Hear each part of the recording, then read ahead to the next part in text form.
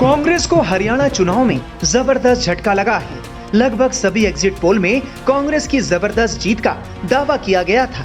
हालांकि जब जनादेश सामने आया तो कांग्रेस की जीत के जश्न को लेकर हुई सारी तैयारी धरी की धरी रह गई। बीजेपी ने इस चुनाव में हैट्रिक लगाई और पार्टी अब तीसरी बार सरकार बनाने जा रही है। कांग्रेस की बात करें तो चुनावी कैंपेन की शुरुआत तो पार्टी पूरे दमखम के साथ मैदान में उतरी। हालांकि धीरे धीरे पार्टी के अंदर का अंतर्कलह खुलकर लोगों के सामने आ गया।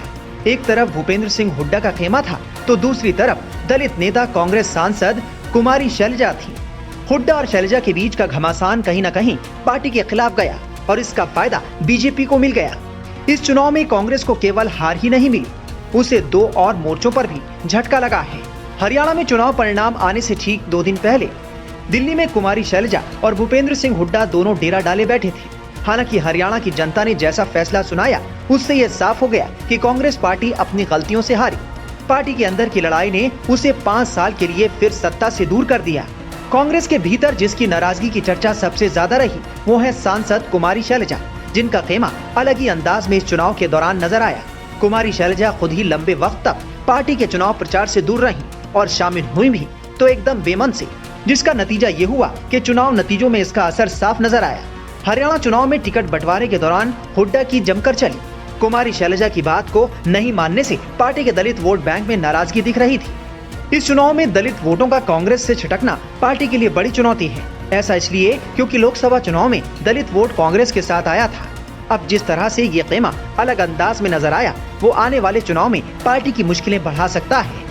टाइम्स नाउ नवभारत से खास बातचीत में कुमारी शैलजा ने माना कि वो चुनाव लड़ना चाहती थी, लेकिन सवाल है कि उन्हें चुनाव लड़ने से क्यों रोका गया।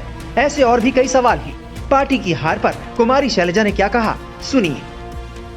कांग्रेस पार्टी बिल्कुल जीत के दांतों से हार को निकाल लाई। बिल्कुल बिल्कुल, मैं खुद बहुत हैरान हूँ। लोगों का ये कहना है कि जाट वोट पर ओवर डिपेंडेंस और आपको जो चुनाव लड़ने नहीं दिया, ये दलित वोट को किनारे करना, क्या इसका खामियाजा कांग्रेस पार्टी भुगत रही है हरियाणा में?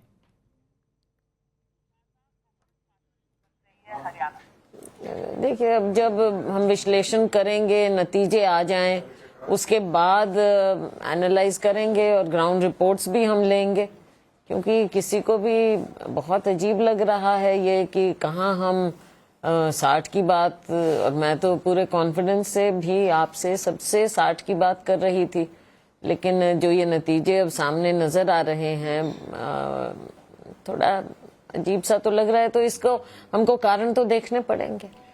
शैलजा जी, सवाल ये है कि आप अगर प्लानिंग और स्ट्रेटेजाइजिंग कर रही होती, आप क्या अलग करती? क्या नतीजे उस स्ट्रैटेजी के बारे में बताएंगे जिससे 60 तक जा सकते?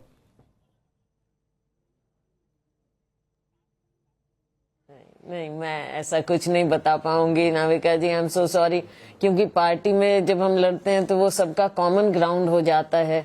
जो भी है, जो कहना होगा पार्टी के अंदर करेंगे बात, सारा लेकर रिपोर्ट्स लेकर, पहले तो पार्टी के अंदर हम सभी मिल बैठकर इसको करेंगे और उसके बाद ही जो बाहर बात करनी होगी वो करेंगे।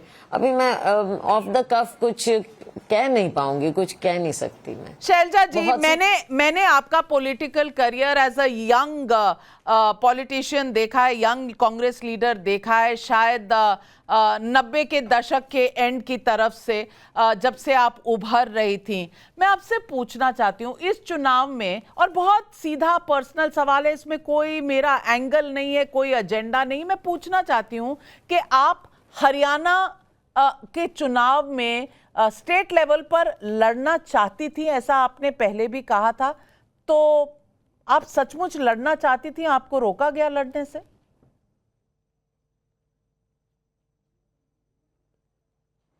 मैं पहली बात पर हाँ भरूंगी कि बिल्कुल मैं लड़ना चाहती थी। ये मैंने पहले भी माना है और मैंने कहा भी है, मैं लड़ना चाहती थी। तो अगर आप लड़ना चाहती थी और आप नहीं लड़ी तो रोका ही गया होगा?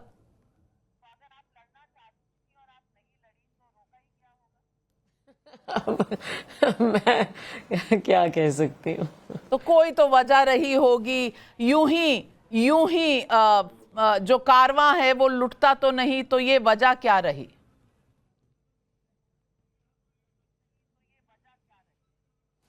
अब पार्टी का फैसला हुआ, कुछ लोगों ने जो फैसला किया, और ये बात मैंने पहले इंटरव्यू में मैं कह चुकी हूँ, कोई नई बात मैं नहीं कह रही कि बिल्कुल मेरी इच्छा थी लड़ने की, लेकिन पार्टी का फैसला हुआ, जिस स्तर पर हुआ, जैसे हुआ, कुछ मालूम नहीं है।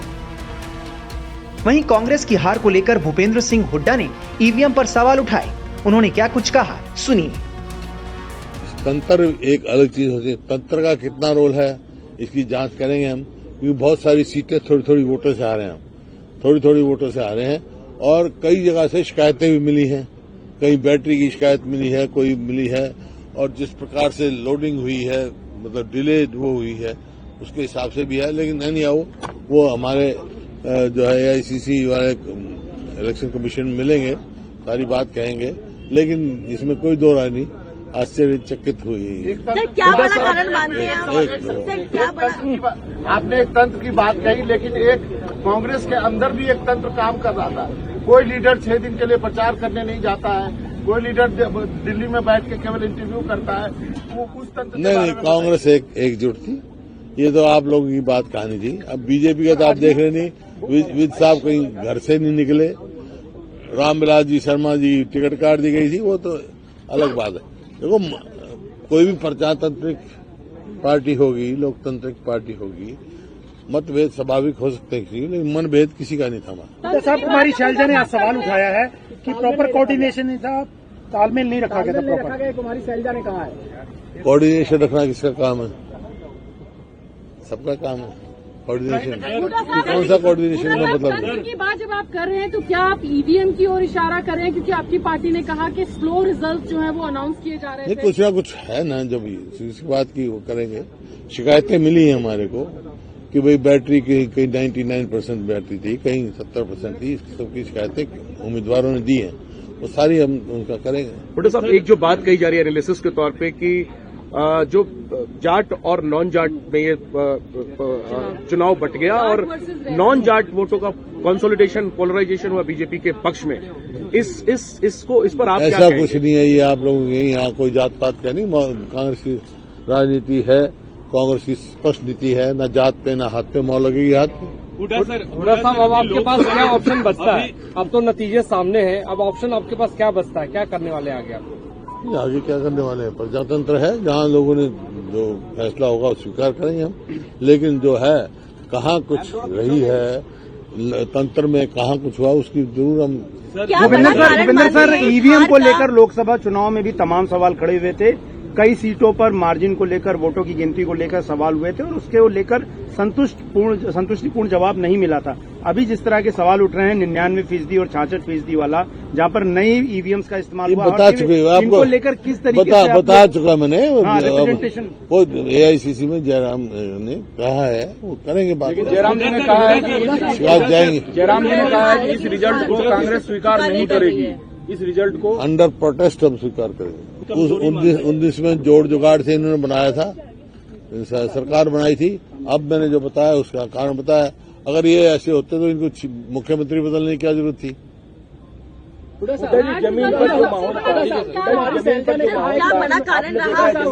जमीनी माहौल था, बिल्कुल बदलाव के पक्ष में था, वही मैं कह रहा हूँ, आश्चर्यचकित हुए। हुड्डा साहब, कुमारी शैलजा ने कहा है कि जो जिम्मेवार लोग हैं हार के लिए, उनके खिलाफ कार्रवाई होनी चाहिए। होनी चाहिए। कौन लोग? पार्टी जांच करेगी। आपको लगता है कोई है हार के जिम्मेवार? मेरे को क्या पता, कोई अगर किसी को होगा शिकायत तो पार्टी भी जाएगी, कमेटी बनेगी पार्टी की, पूरी होता है, इसमें तो एक प्रथा है पार्टी। बहरहाल वजह जो भी रही हो, लेकिन कांग्रेस की अंदरूनी कलह की बात खुलकर निकलकर सामने आना उसे कांग्रेस की जीत से दूर ले गया, और बीजेपी ने लगातार तीसरी बार हरियाणा में जीत कर इतिहास रच दिया।